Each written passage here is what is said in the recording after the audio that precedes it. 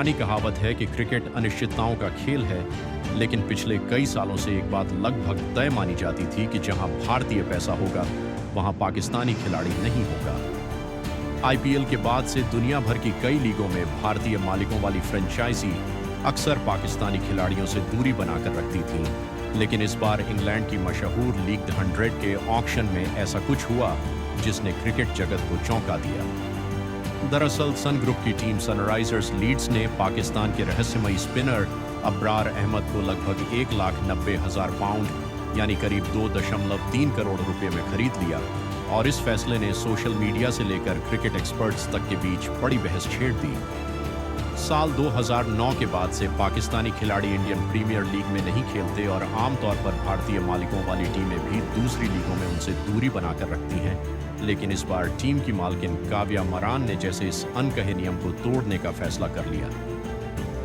Auction के दौरान जब अब्रार अहमद का नाम सामने आया तो कई लोगों को लगा कि शायद कोई बोली नहीं लगाएगा, लेकिन सनराइजर्स लीड्स ने न सिर्फ बोली लगाई बल्कि आखिरी तक मुकाबला करते हुए उन्हें अपनी टीम में शामिल कर लिया। अब्रार अहमद अपनी रहस्यमयी लेग स्पिन के लिए जाने जाते हैं और पाकिस्तान के लिए तीनों फॉर्मेट में खेल चुके हैं, लेकिन इस साइनिंग के बाद भारत में सोशल मीडिया पर काफी बहस देखने को मिल रही है।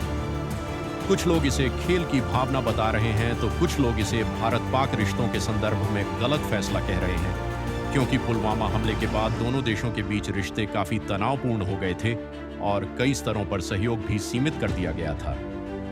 अब अगर काव्या मारन की बात करें तो वह भारत के बड़े मीडिया बिजनेस परिवार से आती है और उनके पिता कलानिधि मरान मशहूर सन टीवी नेटवर्क के चेयरमैन हैं। काव्या खुद भी कंपनी की मैनेजिंग डायरेक्टर हैं और क्रिकेट फ्रेंचाइजी की दुनिया में उनका बड़ा प्रभाव है। वे आईपीएल की टीम सनराइजर्स हैदराबाद के अलावा दक्षिण अफ्रीका की लीग A20 में भी टीम से जुड़ी हुई हैं और अब द 100 में भी उनकी टीम मौजूद है। रिपोर्ट्स के मुताबिक काव्या मारन की कुल संपत्ति लगभग 400 करोड़ रुपए के आसपास बताई जाती है, जबकि उनके परिवार का बिजनेस साम्राज्य हजारों करोड़ रुपए का है।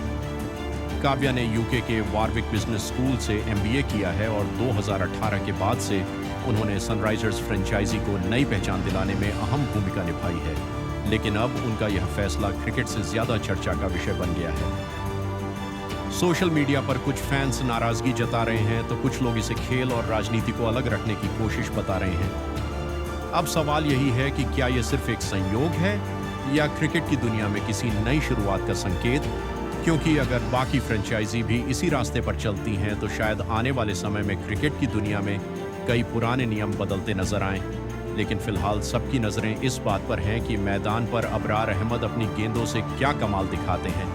क्योंकि आखिर में क्रिकेट वही खेल है जहां असली फैसला बल्ले और गेंद से ही होता है।